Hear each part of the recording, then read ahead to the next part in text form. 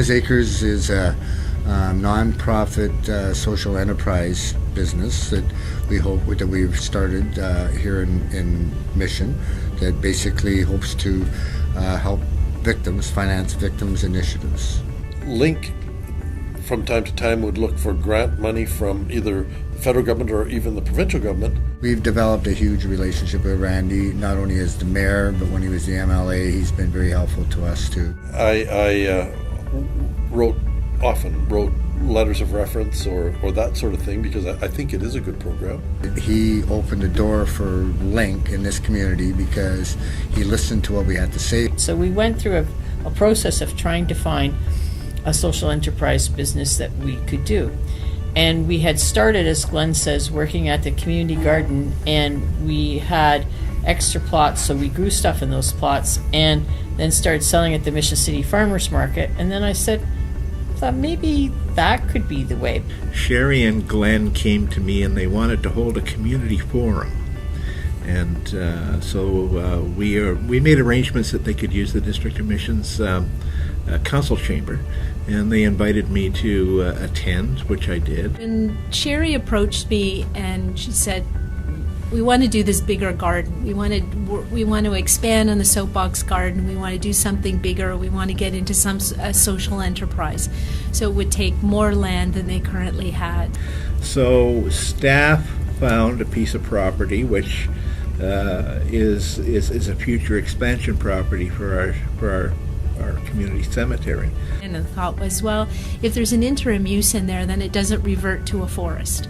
So it kind of made sense for both parties. If L.I.N.C. could use the land for agricultural purposes, it doesn't in any way, shape, or form detract from its future use as a cemetery. So that's where we settled on. This was all forested like it is up there at the top of the ridge there, and basically we pulled all that stuff out. We're still pulling stumps after 3 years. We still got a few stumps to go, and we've harvested huge amounts of rocks, as you can see here. So it was quite a job to get it just even cleared off. So then when we got our first initial funding for Emma's Acres through Community Action Initiative, the first person Glenn hired for the project was Ray. My son was 15. He was murdered July 23rd, 1981. And he was missing for 2 weeks before they found him.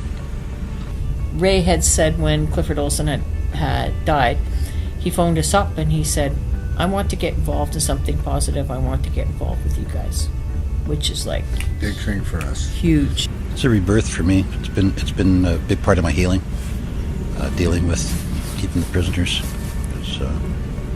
I spent 30 years thinking all the offenders were rotten. Didn't have any time for them until I came here, and I'm seeing things in a different light now. Slowly but surely, we've been getting more and more support from the Corrections Service as far as we go to lots of meetings with them. Well, I was drawn to the concept of Emma's Acres because it is, in a sense, a public safety kind of project. Above that greenhouse there, we're going to put in that corner, we're going to put another greenhouse. So we'll have two 95 by 36 foot greenhouses on the property. The Quonset hut. We just recently got water on the property. Last year we had to bring water to water, not this plot. Last year we had all that plot over there under production and this plot, and we basically watered it by hand. Most members of council that I served with were very much in favor of the project, so getting a $7,000 expenditure for water was not really an issue in the end. It is positive for the people of L.I.N.C., it's positive for the community, it's positive for the volunteers that are involved. It's just, so rather than going back to perhaps an old way of life, this is a new way of life. This really is a positive connection back into the community. I believe this is the kind of program that should be expanded.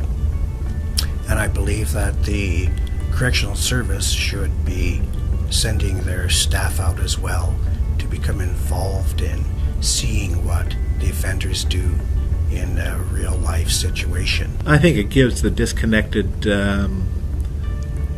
some positive work environment that they can work in. no one should be known for their worst act, and it really is about forgiveness.